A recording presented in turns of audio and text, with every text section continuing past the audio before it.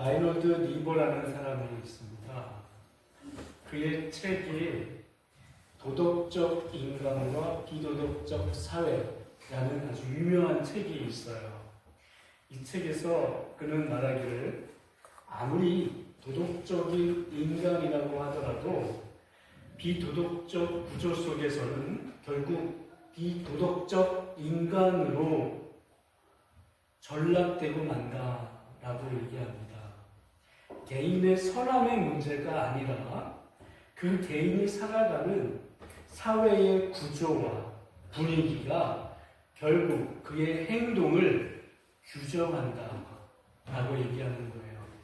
이 사람이 선한 의도로 착하게 혹은 하나님의 말씀 가운데 살려고 하더라도 그 사회 구조가 그리고 전반적인 사회 시스템 분위기가 그러면 그도 역시 거기에 동화되어져서 그렇게 살게 된다라고 하는 말을 이렇게 얘기를 하고 있습니다. 그렇다고 할 때 사사시대와 같은 영적 타락기 속에서 신앙인의 모습을 찾아보기가 매우 힘들 것입니다. 사사기 21장에서 이렇게 얘기를 했잖아요. 그때에 이스라엘 왕이 없으므로 각각 그 소견에 오른 대로 행하였더라라고 말을 합니다. 당시 우상숭배가 일상이 되고 하나님의 말씀이 잊혀지고 도덕의 기준마저도 무너진 그런 시대에서 하나님의 말씀대로 살겠다라고 하는 그런 사람을 찾는 것 자체가 어렵다라고 하는 것을 말하고 있는 겁니다. 하지만 바로 그 시대 속에서도 나오미는 보아스라고 하는 신앙의 사람을 보았습니다.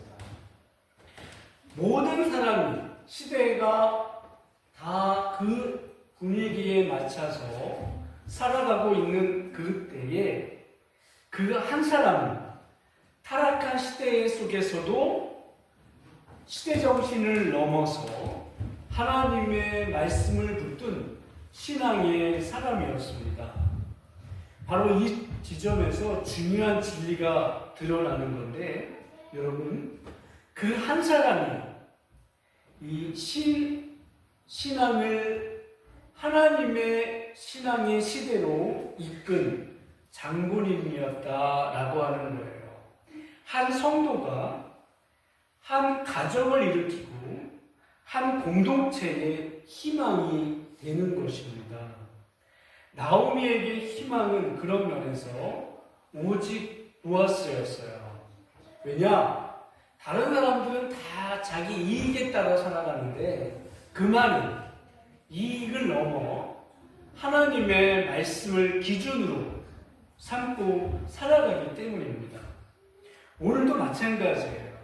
참된 성도 한 명이 한 가정을 넘어 한 공동체를 일으킵니다. 오늘 보는 이 한 사람이 바른 신앙의 사람 보아스이고 그 한 사람이 이 시대의 사표이며 희망이 되는 것입니다. 성도가요, 바로 서면 세상이 바로 섭니다. 성도가 하지만 흔들리면요, 세상이 흔들려요. 루시 보아스의 발치 아래에서 잠들었을 때의 그 사건, 이거는 매우 민감한 일이지요. 오해받기도 매우 딱 좋은 이런 상황이었어요. 근데 충분히 인간적인 관점에서 남자가 여자를 바라볼 때는 그런 관점으로 보기 매우 어려운데 룻은 이것을 그냥 한 여인의 어떤 그냥 해프닝 이런 부분으로서만 본 것이 아니라 그녀의 믿음으로 그는 해석을 합니다.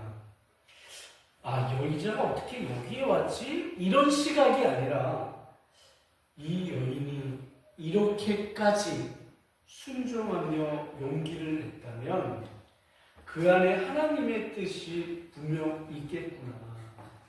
이런 시각으로 그가 바라보는 것입니다. 보아스의 시선은 그런 면에서 세상의 시선이 아니라 하나님의 시선, 신앙의 시선이었다는 것이에요. 그래서 그는 룻을 보내면서 빈손으로 보내지 않고요, 보리를 6번 데워서 보냅니다. 6번을 더해서 보낸다라고 하는 것이 이게 중요한 거예요. 왜냐하면 숫자라고 하는 것이 어쩔 때는 아무것도 아니지만 지금 상황에서는 좀 중요한 의미로 와닿습니다. 이스라엘에서 6이라고 하는 숫자는 수고와 봉사의 기간을 뜻해요. 그래서 보아스는 내 수고가 이제 끝나가는데 하나님이 너를 쉬게 하실 것이다. 너 그동안 수고했고 하나님이 너와 함께 하셔서 너를 쉬게 하셔 라고 하는 뜻으로 6번을 세워줘서 그녀에게 줬습니다. 룻은 이 숫자의 의미를 몰랐을 겁니다. 아니 왜 계속해서 한 번, 두 번, 세 번 해서 따라서 6번까지 해서 주지? 도무지 알 길이 없었겠지요. 하지만 그녀는 유심히 보았어요.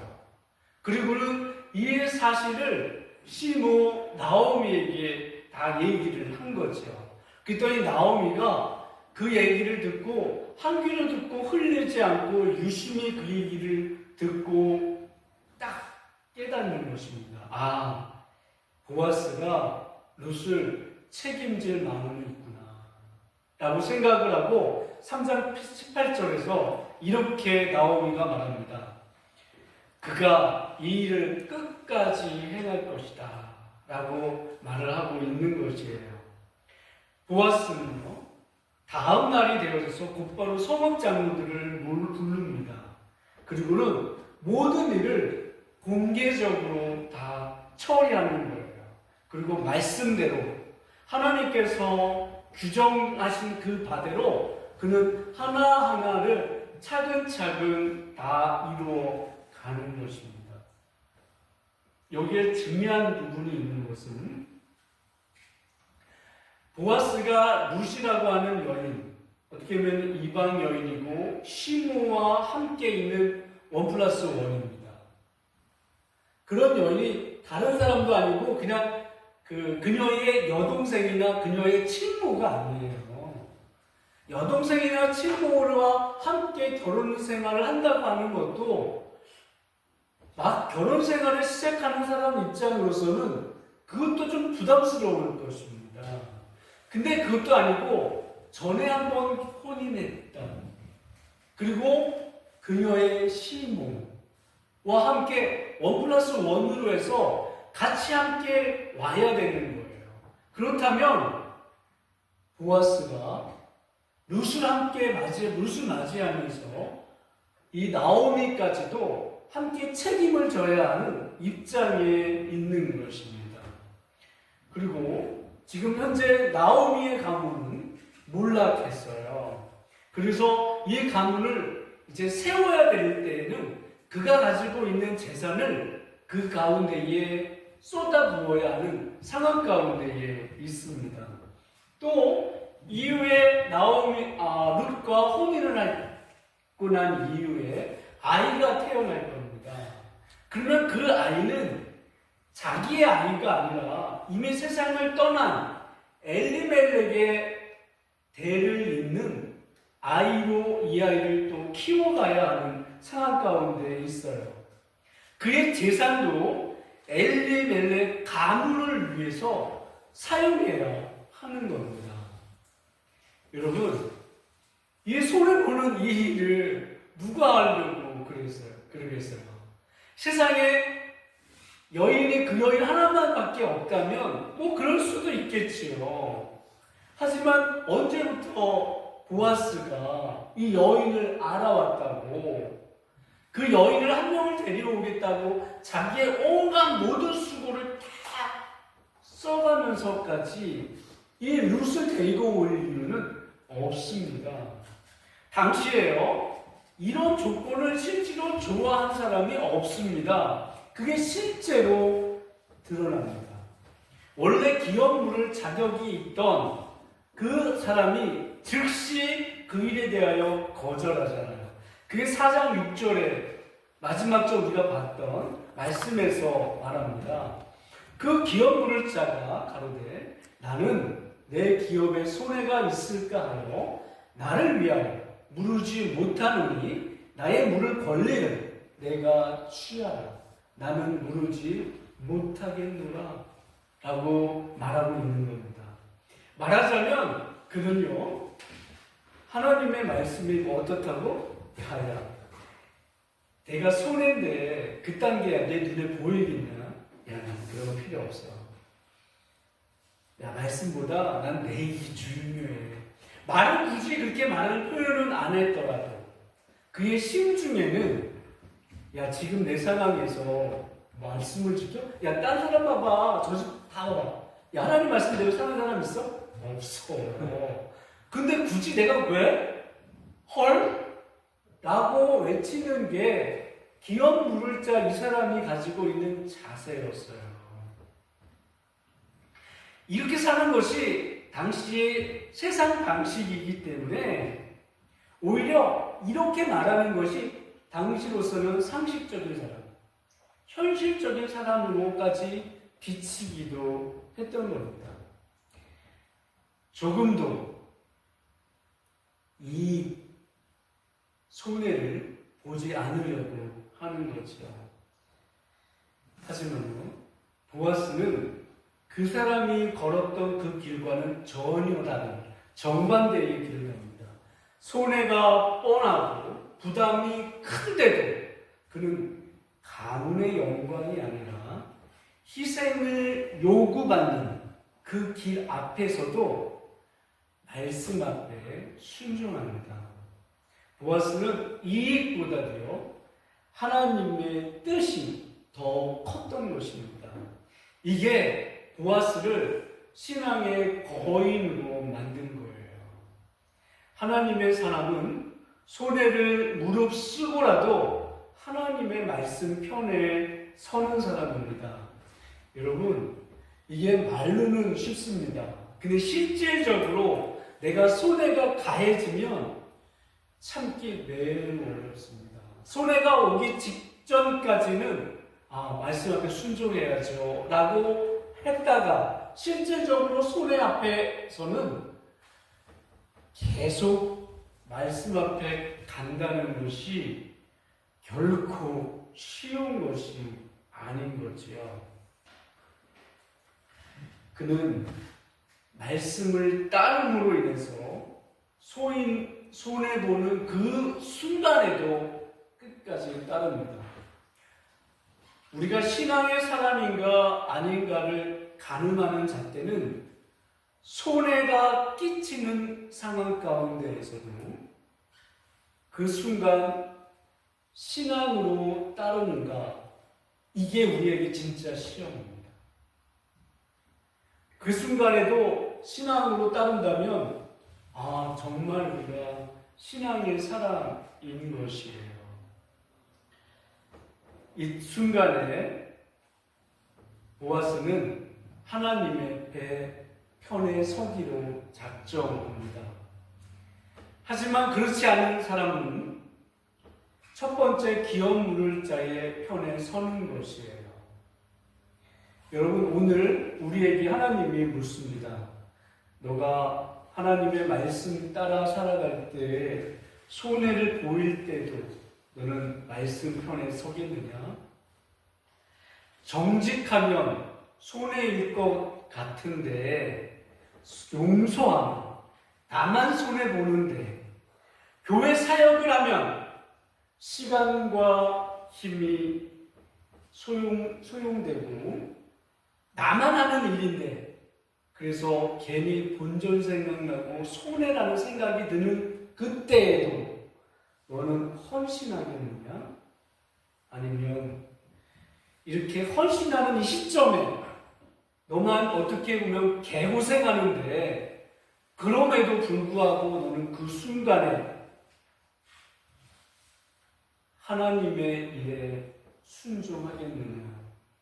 약자를 도우면 네가 네 자원과 여력이 줄어드는 그때에도 너는 그때조차 말씀 편에 서겠느냐 하고 주님이 물으십니다.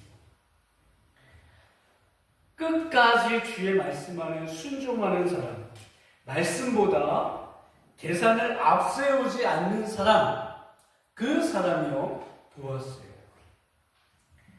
여러분, 우리 모두가 보아스가 되시기를 진심으로 바랍니다.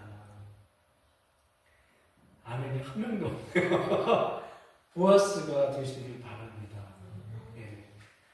그래서 신앙의 거인으로 우리가 우뚝 서시기 바라요. 하나님께서 그 사람 가운데 함께 하십니다.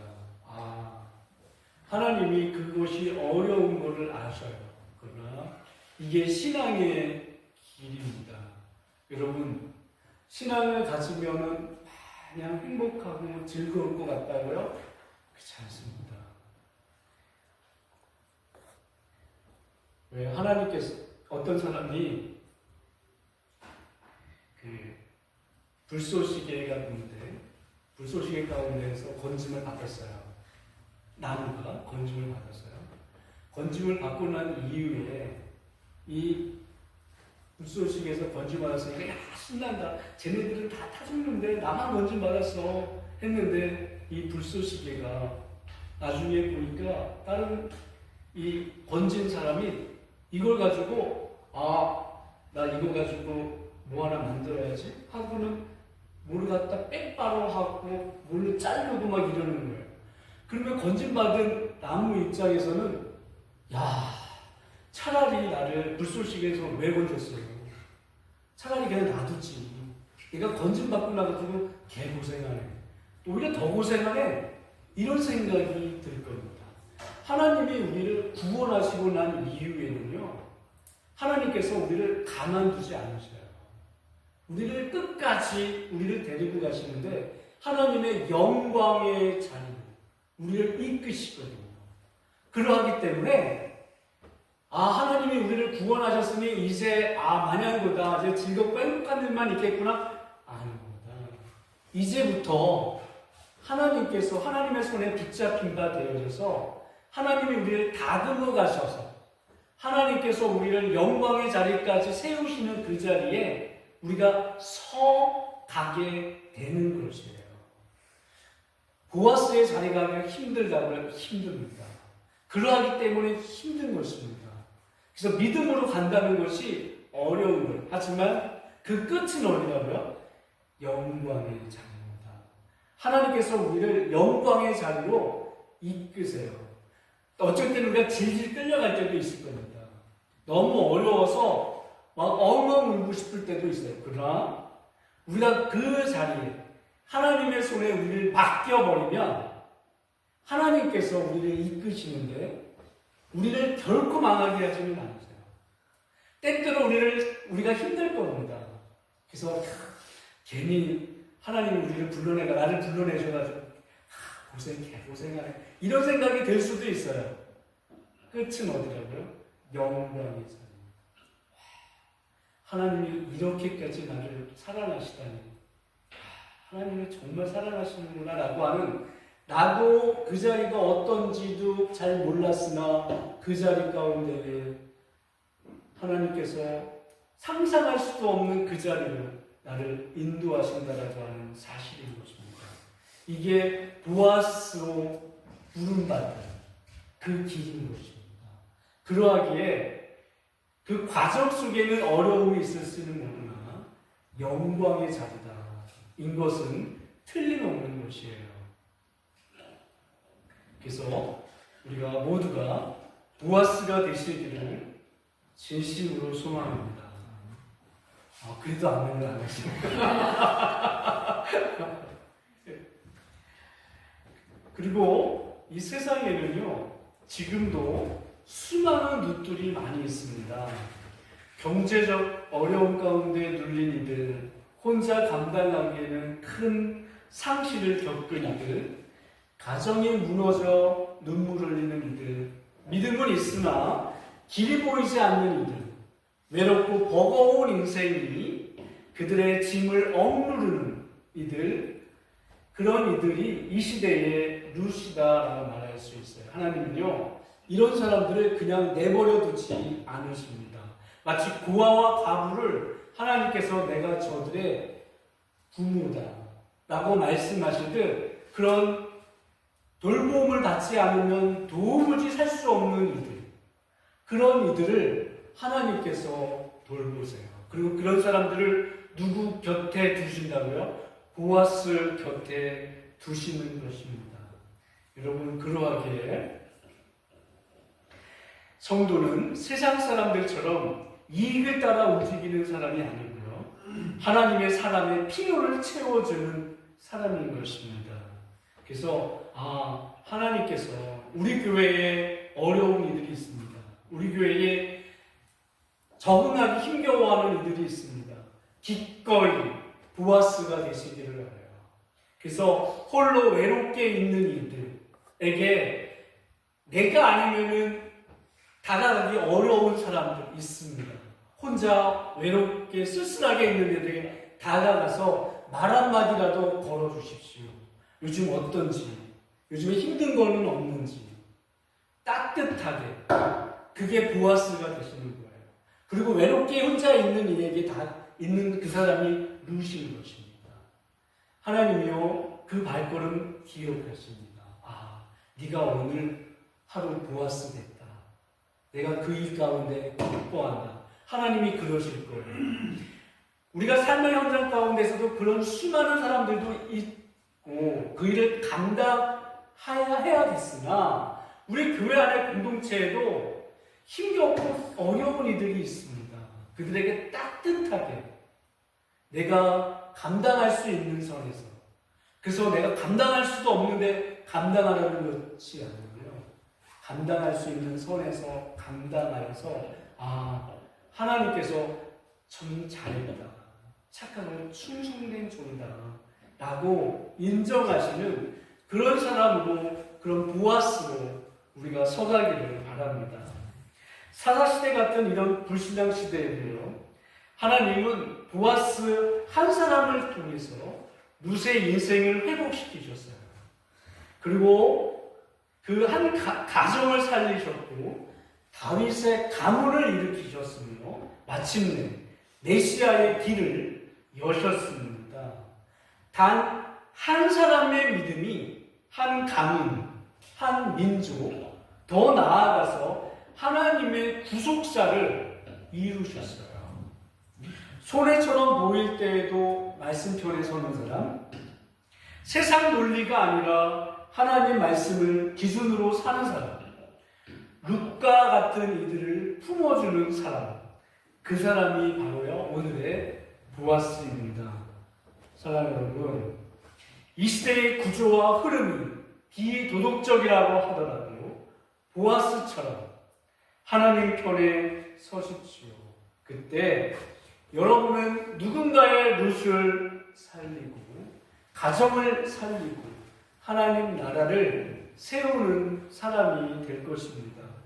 오늘도 주님은 우리에게 묻습니다. 누가 나의 말씀 편에 서겠느냐? 누가 내 말에 따라 살아가고 있느냐?